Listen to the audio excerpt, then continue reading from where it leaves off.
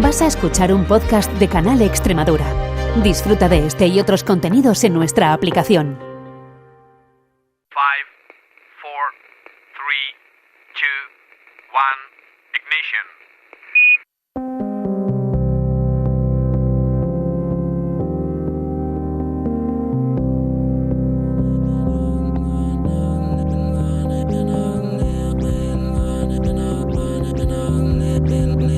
En Canal Extremadura Radio comienza Principio de Incertidumbre, con Jorge Solís. Bienvenidos a Principio de Incertidumbre, el espacio de investigación y ciencia de Canal Extremadura Radio.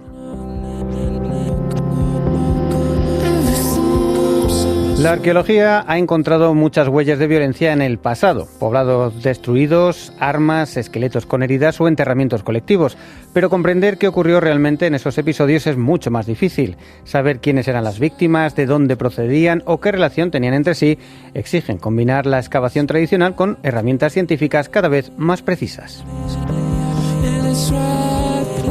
Hoy técnicas como el análisis de ADN antiguo, el estudio de isótopos en dientes y huesos o el análisis microscópico de los restos permiten reconstruir con bastante detalle episodios ocurridos hace miles de años.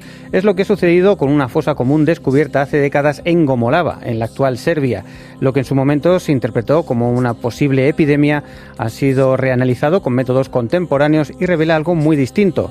Un episodio de violencia ocurrido hace unos 2.800 años, en los inicios de la Edad del Hierro, en el que la mayoría de las víctimas eran mujeres y menores procedentes de distintas comunidades de la región.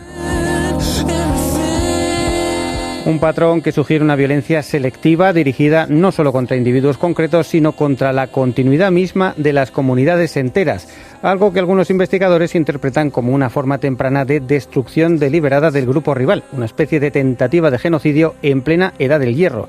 Enseguida lo vamos a ver con detalle, pero antes, como siempre, les recordamos que estamos en X y en las principales plataformas de podcast si buscan Principio de Incertidumbre. ¿Nos acompañan? Principio de Incertidumbre. Investigación y ciencia para todos los públicos. La violencia colectiva no es un fenómeno exclusivo de la historia reciente. La arqueología ha documentado fosas comunes desde hace miles de años, algunas asociadas a conflictos entre comunidades o a cambios sociales profundos. Pero reconstruir qué ocurrió exactamente en esos episodios, quiénes fueron las víctimas, por qué fueron atacadas o qué relación tenían entre sí, es una tarea compleja que requiere combinar arqueología, antropología física y técnicas biomoleculares más refinadas, como el análisis del ADN antiguo o incluso también el análisis de isótopos. Hoy vamos a conocer en detalle el caso de una gran fosa común hallada en Gomolava, en la actual Serbia, datada en el siglo IX antes de nuestra era. En ella aparecieron los restos de 77 personas. El análisis arqueológico ha revelado un dato inesperado. La mayoría eran mujeres y niños y muchos presentaban traumatismos letales en el cráneo compatibles con violencia directa. Además, los estudios genéticos muestran que apenas existían lazos de parentesco entre las víctimas, lo que sugiere que no pertenecían a una sola familia o comunidad, sino que procedían de distintos asentamientos de la región. Todo parece indicar que estamos ante un episodio de violencia selectiva ocurrido en un momento de gran inestabilidad social en la cuenca carpática. Para conocer cómo se puede reconstruir hoy un episodio de violencia ocurrido hace 3.000 años, gracias al ADN antiguo, y qué implicaciones se derivan de un hallazgo como este, nos acompaña Miren Iraeta Orbegozo, genetista en la Universidad de Lausanne, en Suiza, y que también es coautora de este interesante estudio publicado en Nature Human Behavior. Así que lo primero, darle la bienvenida. Miren, ¿qué tal? Bienvenida. Buenos días, muy bien, gracias por la invitación. Hombre, la verdad es que nos parece un tema fascinante por muchos motivos, ¿no? Uno de ellos es que, desde luego, lo que habéis encontrado es muy chocante, abre la puerta a muchas preguntas, muchos interrogantes, pero no menos interesante también es cómo se ha podido hacer esto, ¿no? Cómo podéis obtener tantísimos detalles de, de esta fosa que verdaderamente pertenece a la Edad del Hierro. Si te parece, comenzamos un poco por ahí, caracterízanos o cuéntanos un poco qué es lo que sabíamos de este enterramiento de esta zona en Gomolava, en la actual Serbia. Bueno, pues sabíamos la fecha más o menos, que fue un episodio que pasó tras el colapso de las sociedades de la Edad de Bronce, en torno a comienzos de la Edad de Hierro, y sabemos desde hace años que este es un momento donde muchas formas de organización social, de movilidad y de control del territorio están cambiando. En este momento, en la cuenca carpática convivían comunidades con estrategias diferentes. Había gente que vivía de forma más sedentaria, en torno a la agricultura, y había gente también con comunidades que eran más móviles y pastoriles. Y es en ese contexto donde ubicamos y se ubicaba pues la fosa común que se encontró en Gomolava, pero en el momento cuando se excavó en los 70, hay dos fosas comunes en sí, y lo cuento después, pero esta fosa común, que le llamamos la fosa común 2, se excavó en los 70 y en ese momento se dijo que podría ser a causa de que la gente hubiese muerto a causa de una pandemia. En ese momento también se vio que había una demografía muy no equilibrada, que había casi exclusivamente mujeres y niños, pero no se sabía el por qué, o se decía que podría ser a causa de una pandemia. Y ahora, después de pasado ese tiempo, de los 70 para acá, un equipo habéis revisado lo que se sabía y recurriendo ya a técnicas contemporáneas que nos permite ahondar mucho más. Por ejemplo, el estudio del ADN antiguo, habéis podido caracterizar mucho mejor cómo estaba constituido, ¿no?, esos 77 cuerpos, y habéis descartado además completamente que realmente la causa de la muerte fuera patogénica, ¿no? Así es, estamos en un momento muy interesante en la arqueología porque podemos retomar proyectos que se empezaron y se concluyeron también en el pasado, pero con técnicas nuevas se pueden reanalizar y podemos tener mucho más resultados que en el pasado. Y esta es pues uno de los ejemplos de un estudio muy interdisciplinar, ¿no?, porque combinamos un montón de métodos. Por ejemplo, utilizamos la osteología, que nos ha permitido identificar pues los traumatismos perimortem, que le llamamos, y esto es lesiones producidas en el momento de la muerte. Entonces sabemos que esta gente no murió ya de alguna enfermedad, sino que las mataron. Y luego el ADN antiguo nos ha ayudado también a determinar el sexo biológico, el parentesco biológico o la falta de parentesco, como lo comentaremos después, y las afinidades genéticas. Luego utilizamos diferentes isótopos para reconstruir la movilidad individual y la dieta, la histotafonomía, que analiza la bioerosión de los huesos, que nos ha ayudado a entender cómo se depositaron y enterraron los cuerpos y cuánto tiempo pasó, más o menos, después de haber matado a estas personas. Y la datación de radiocarbono, que ya se utiliza pues masivamente en la arqueología, que nos encaja todo como en un marco cronológico. Bueno, vamos a ir por partes porque aquí nos has puesto ya sobre la mesa la cantidad de herramientas que habéis utilizado, hay muchas, pero un poco lo interesante es ir descartando cosas, ¿no? En un principio se vio una fosa común con muchísimos cuerpos, 77 en un principio. Bueno, pues esto, ¿qué debió ser? Pues algún tipo de enfermedad de la época que debió afectar más probablemente a las mujeres y niñas, porque es lo que hay mayoritariamente.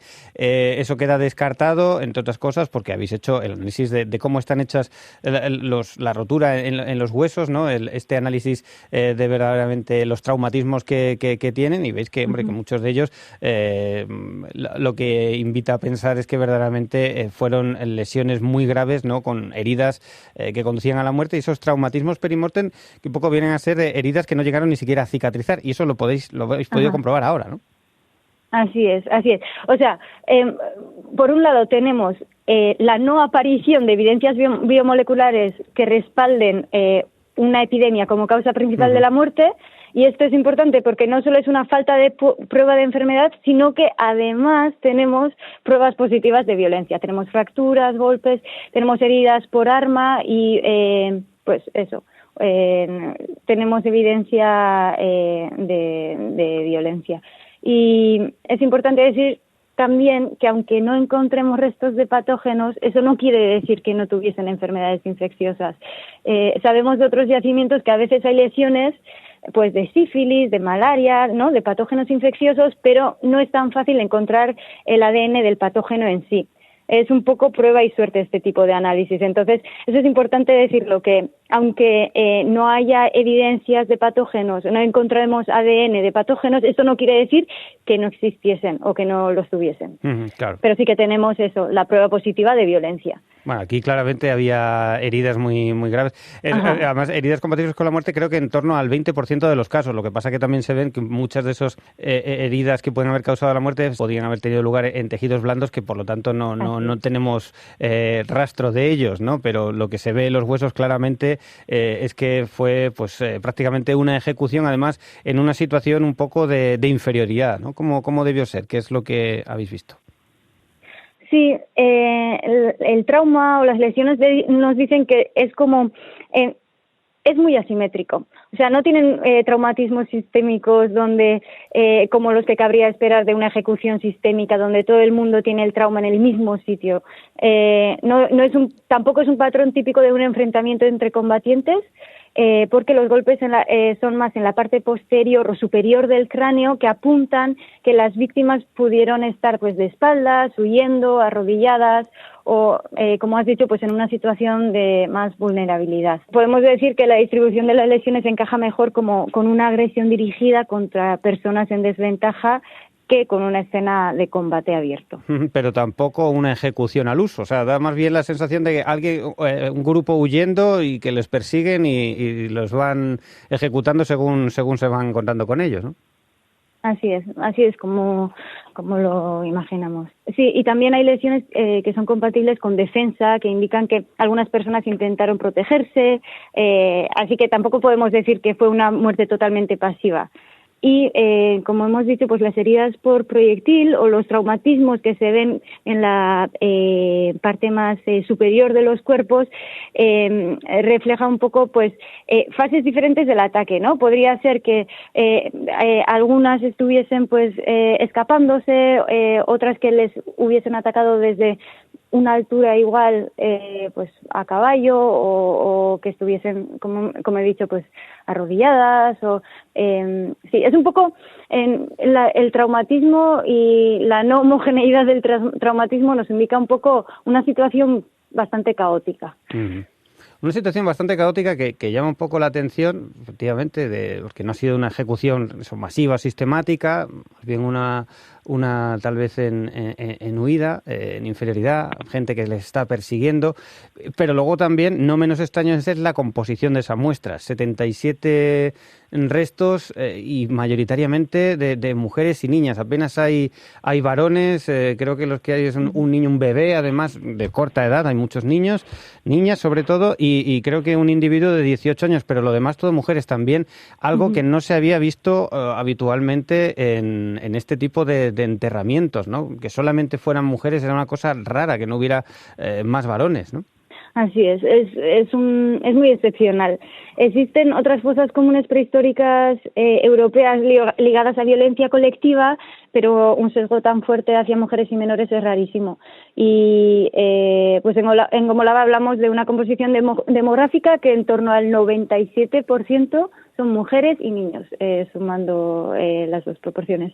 Y eso pues nos obliga a pensar que no estamos ante una muestra aleatoria de la población, sino a una selección concreta de víctimas. Claro, esto es algo que habéis podido determinar ahora también con las técnicas de ADN antiguo y demás. Entiendo que antes por los huesos no se podía estar tan seguro de que efectivamente fuera así la distribución, ¿no? También es otra de las contribuciones de ir a un análisis más fino, ¿no? de todos los elementos presentes. Así es. En los 70, cuando se excavó la fosa, se hicieron pues análisis osteológicos y se pudieron sexear o determinar el sexo de los adultos, pero porque sí que hay hay diferencias en los huesos, en la pelvis, hay sitios donde podemos ver en el esqueleto donde hay diferencias sexuales, pero en los niños, en las niñas, no es posible hacer esa selección, esa determinación de sexo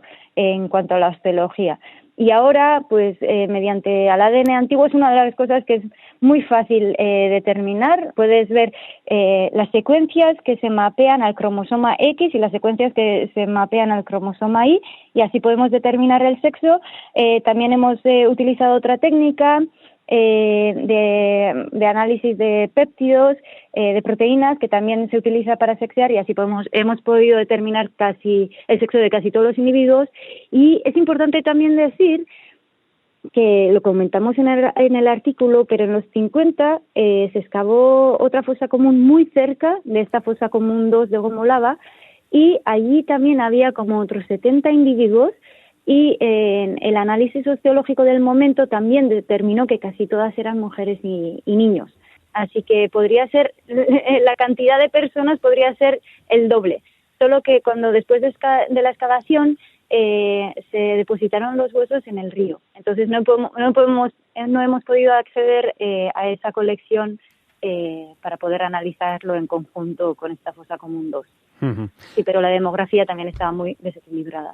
Está muy desequilibrada, lo cual es llamativo. Ya iremos un poco a las conclusiones de todo eso que puede apuntar, o qué es lo que pensáis el equipo que puede haber sucedido, pero por ir desgranando más todo lo que habéis podido identificar, tenemos sobre todo una composición de mujeres, de niñas, y luego también otra cosa que llama mucho la atención es que no hay mucha familiaridad entre ellos. Son realmente una colección de individuos que creo que, excepto una madre y dos niñas, no guardan parentesco entre sí, que también es otro de los elementos que imagino que habéis podido determinar con el ADN antiguo, y que también es bastante extraño, ¿no? Sí. Sí, lo que podemos hacer con el análisis genético es comparar segmentos del genoma que se comparten entre individuos. Entonces, si entre madre e hija hay más segmentos compartidos en el genoma o en el ADN que entre gente que no esté relacionada biológicamente. Solo vimos este pequeño pedigrí. Cuando hablábamos de genética, como la familia puede ser también no biológica, preferimos hablar pues de pedigrís. Entonces, esta madre con estas dos hijas es la relación que hemos encontrado, la más cercana, de primer nivel, la única que hemos encontrado, y lo interesante es que no estaban enterradas juntas, aunque la deposición, y lo hablaremos igual después, fue muy respetuosa y no se echaron los cuerpos, sino que se depositaron en la fosa. No enterraron juntas a esta madre y a esas dos hijas. Y luego, aparte de este pequeño pedigrí, no vemos vínculos hasta en el grado de segundos primos. O sea, la gente no está relacionada biológicamente en ese sentido. Esto vemos también en otras fosas comunes. En la prehistoria tenemos, no lo sé pronunciar muy bien, Aspanschelz en Austria, tenemos en Potocani en Croacia, en la prehistoria también, y en esas dos fosas comunes, que son otras dos que se hizo también estudio del ADN, se ve que tampoco están relacionadas, que la gente no está relacionada, pero no hay un sesgo demográfico como en Gomolava. Uh-huh. Entonces, lo que decimos es como que es una muestra de una población más extensa. No es una familia extensa, sino una muestra de una población la que tenemos ahí. Esto contrasta con otra fosa común que se estudió desde hace 5.000 años en Polonia, Košice se llama, y ahí sí que vieron que todos los individuos estaban muy relacionados. Y pues se mató a una familia extensa, que seguramente vivían juntas. En Gomolava es muy diferente. Y por si no dejara de ser sorprendente que casi todos son mujeres que no guardan relación, familiaridad entre ellos, lo cual es raro, ¿no? En comunidades que, bueno, aunque son relativamente amplias, no dejan de ser pequeños. Estamos hablando de una época, las comunidades son mucho más pequeñas que hoy en día. Encima también habéis podido determinar que algunos de estos individuos procedían de lugares muy diferentes entre sí gracias al análisis de isótopos, ¿no? Cuéntanos eso, cómo se hace. Sí, bueno, los isótopos son muy útiles para decirnos si una persona creció o no en un entorno geológico y ecológico determinado. En dientes que llamamos molares, en el molar 1, 2, 3, podemos ver, por ejemplo, esos molares conservan una señal de la infancia y nos permite distinguir individuos locales de los no locales y detectar un poco la diversidad de orígenes. En Lo que no podemos hacer es señalar un punto exacto en el mapa, eso decirlo claro, pero podemos diferenciar entre gente pues que creció localmente o no. Y lo que vemos es que en Gomolava hay mucha heterogeneidad, o sea, la gente viene de diferentes sitios de la región más extensa que se llama Carpathian Basin. Y luego también con los isótopos también podemos determinar la dieta, y ha sido interesante ver también que tienen dietas muy muy diversas, o que tuvieron dietas muy diversas cuando eran niñas o niños estas personas. También hemos analizado los isótopos de los animales, porque había muchísimos huesos de animales en el enterramiento también, y hemos visto que los animales pastaban en diferentes pastos. Entonces, esto todo nos indica un poco pues la diversidad, ¿no?, que está representada en Gomolava, que no es una familia extensa, un poblado muy cerrado, que donde todo el mundo come lo mismo, y pues no, es una situación muy muy diversa. Porque los isótopos, por lo que nos dices, pues son un poco esos restos que podéis ver a través de los molares, que nos dicen un poco dónde o cómo se han alimentado, sobre todo en la infancia, y son distintos entre los humanos e incluso también los animales de procedencia distinta, ¿no? Así es. Entonces, a ver, poniéndolo todo junto, es una cosa, pues bueno, por eso realmente ha tenido impacto también la publicación, no solamente por cómo lo habéis hecho, sino un poco por lo que implica que habéis encontrado una fosa colectiva de la Edad del Hierro, en el que tenéis una muestra de personas muy extraña, todas mujeres, no tienen parentesco, mujeres y niñas, e incluso la forma en la que están enterrados, porque esto ya es lo último, también es muy peculiar, porque creo que se llaman tel, ¿no? Este tipo de construcciones, por así decirlo, es casi como una especie de mausoleo, algo así. O sea, quien hizo ese enterramiento se tomó muchas molestias en hacerlo, ¿no? Porque como ya nos ibas apuntando, se depositan huesos de animales en el fondo, luego encima los restos humanos, esos debió estar cubiertos. Cuéntanos cómo era también la forma de la fosa. Ahora mismo, como se ve, es un prado. O sea, está todo tapado, no se ve. Pero sabemos que seguramente esta fosa habría un monumento que se podría ver desde una distancia. Es un punto en el paisaje que podría ser como un espacio de memoria que se puede ver por lo menos a la distancia. Entonces, sabemos que no solo se depositaron a los muertos, y además de una forma muy respetuosa, con cerámicas, con metalurgia, con objetos de metales, con restos de comidas, sino que además se construyó algo encima de la fosa. Y esto pues no sé, se puede entender como una forma de intervención sobre la memoria colectiva. No sabemos y no podremos contestar a la pregunta de quién fue los que enterraron a estas personas, pero sí que se hizo muy respetuosamente, y además tenían una intención de memoria o de señalar al menos este punto en el paisaje. Un punto de memoria. Lo que no se sabe es quién lo pudo haber construido, si verdaderamente quién causó las muertes, las poblaciones del entorno, pero también es raro porque es, como nos has estado explicando, una muestra muy heterogénea de personas. Si era algo de memoria, como un ejemplo de dominación, en el caso de que fueran, digamos, los invasores atacantes, los responsables de la matanza, o bien de memoria de lo que no debería suceder. En cualquier caso, sí que nos da una idea de una complejidad social y de memoria simbólica muy potente, ¿no? Sí. Y pues una de las lecturas como más sugerentes es esa, que la violencia no se limita al acto de matar, sino que continúa en la manera en los que los cuerpos se disponen, en los objetos que los acompañan, en la elección del lugar y lo que dices, pues la monumentalización de la memoria en sí. También veo que se apunta un poco el tema de que se ponga tanto el acento en las mujeres y niñas, ¿no? Que no es un enterramiento como, bueno, pues ha habido una matanza, una masacre, un enfrentamiento entre poblaciones rivales, por lo que sea, en la que, bueno, pues sería algo más habitual, sino que aquí tal vez hubiera esa intencionalidad de tratar de influir realmente en la descendencia y en la continuidad, el linaje de los que han sido asesinados, ¿no? El hecho de matar a todas las mujeres, ¿también se interpreta algo de eso? Sí. Al final, cuando matas a mujeres y niños y niñas, estás evitando que ese grupo de individuos tenga un futuro, ¿no?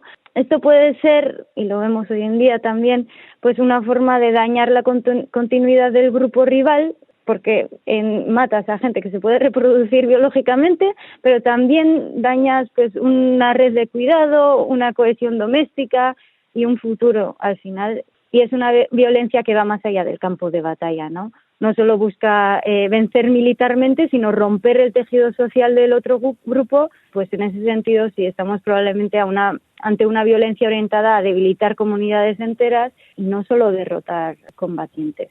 Sí, es como una especie de, como un genocidio o una primera versión de ello, ¿no? En la Edad del Hierro, no queremos solamente matar a los rivales, sino acabar con su estirpe, ¿no? En un futuro, y además creo que también en el caso de las mujeres como un factor que ayudaba a unir comunidades, porque hasta cierto punto, o lo que se puede saber de la época, el matrimonio de mujeres, o eran las mujeres las que se desplazaban de unas comunidades a otras, de alguna forma, ¿no? Se ve quizá más esa varianza, o puede explicar esa heterogeneidad, para que hubiera, digamos, paz o entendimiento entre comunidades que estaban más o menos próximas. Una forma de mantenerse en paz era intercambiando mujeres y de esa forma evitar la consanguinidad y de alguna forma también tratar de establecer relaciones familiares.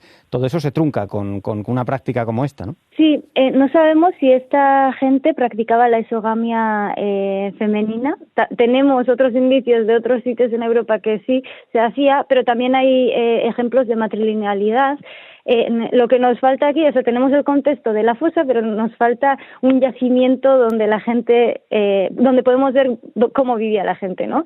Pero la exogamia sí que puede explicar una parte del patrón de que las mujeres adultas no estén relacionadas entre sí, y que también que tuviesen orígenes diferentes, porque en la exogamia femenina vemos que cuando son adolescentes se mueven pues de un poblado a otro, ¿no? Y tienen que desplazarse unos kilómetros y como has dicho, pues para evitar la consanguinidad, pero en la exogamia femenina no es suficiente para explicar la diversidad que vemos en Gomolava, porque por ejemplo tenemos a una niña que aún no es adolescente, que viene de otro lugar, que su origen no se coloca en Gomolava. Entonces, eso nos indica un poco que puede ser que la gente, que así hasta las niñas vienen de diferentes sitios, no se puede explicar la diversidad solo con la exogamia femenina. Entonces, un poco los datos encajan mejor con una concentración de personas procedentes de diferentes sitios. Pudo implicar captura, desplazamiento, no sabemos un poco lo que pasó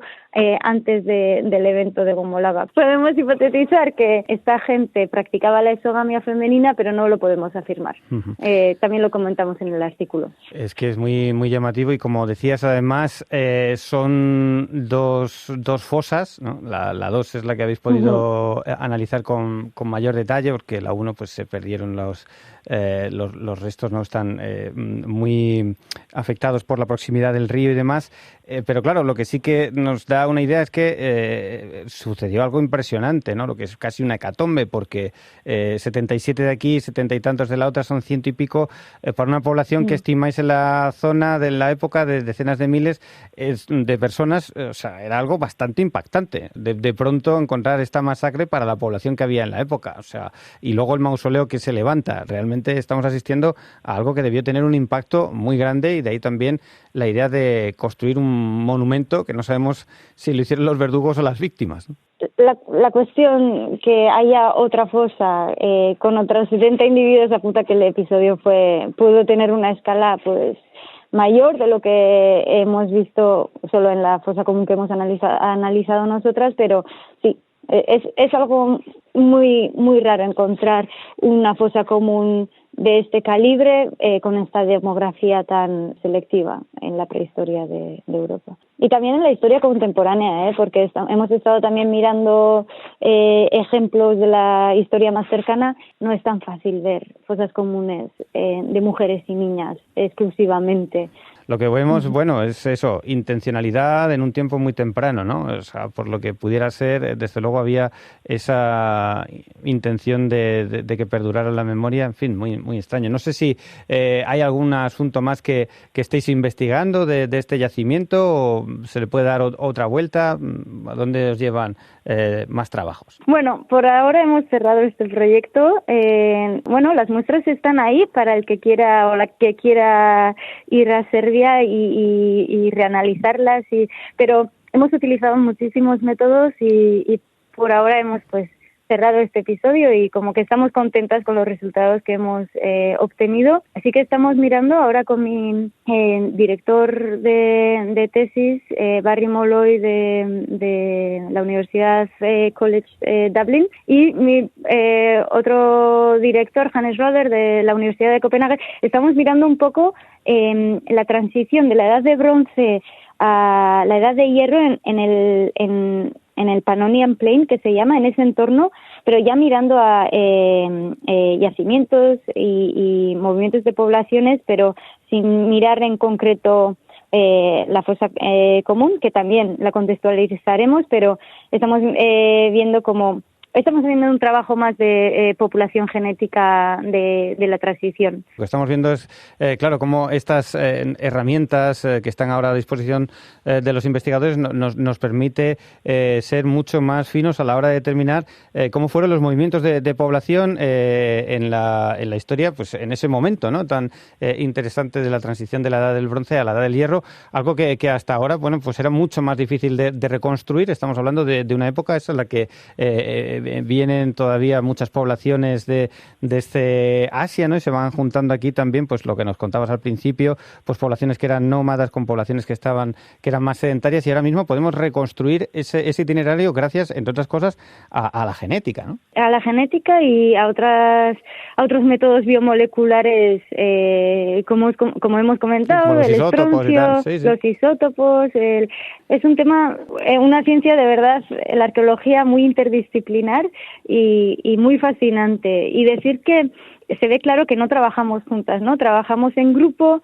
y comentamos los resultados que vienen de diferentes disciplinas. Yo soy especialista en ADN, pero voy aprendiendo de lo que nos pueden decir los isótopos, del estudio de la metalurgia. Entonces, es muy interesante. Vamos aprendiendo muchísimo las unas de las otras, y después el trabajo que hacemos es contextualizar todos estos resultados que tenemos gracias a los diferentes métodos. Claro, es sorprendente cómo a medida que pasa el tiempo y gracias a todo ese conocimiento somos mejores conocedores de cómo fue nuestro pasado más remoto, ¿no?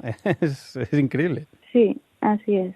Bueno, pues tenemos que estar también muy pendientes de cómo avanza esta disciplina para conocer mejor cómo fue los movimientos de las poblaciones de Europa en esa época. Así que de momento te damos ya las gracias por el tiempo que has compartido con nosotros para contarnos esta historia tan extraordinaria de Gomolaba. Enhorabuena por el trabajo y mucha suerte por todavía todo lo que os queda por hacer. Recordamos, Miren Iraeta Orbegozo, que es genetista en la Universidad de Lausanne, en Suiza, y coautora de este trabajo que acabamos de comentar y que se ha publicado en Nature Human Behavior. Miren, muchísimas gracias y hasta la próxima. Muchísimas gracias a ti y hasta cuando queráis. Hasta aquí nuestro programa de hoy. Muchas gracias por acompañarnos y hasta una nueva edición. Principio de incertidumbre @canalextremadura.es.